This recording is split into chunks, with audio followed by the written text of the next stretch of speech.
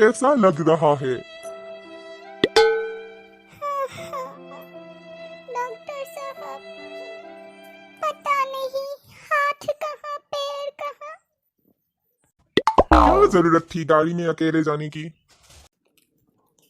क्या कहूँ डॉक्टर साहब, फिर भी सब्सक्राइबर नहीं मिलता है। क्या मतलब? अब सब्सक्राइबर मिलने के लिए हाथ पैर तुड़वा लिए?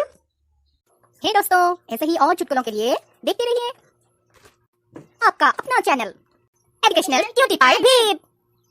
लेकिन एजुकेशनल नहीं है। एजुकेशनल है।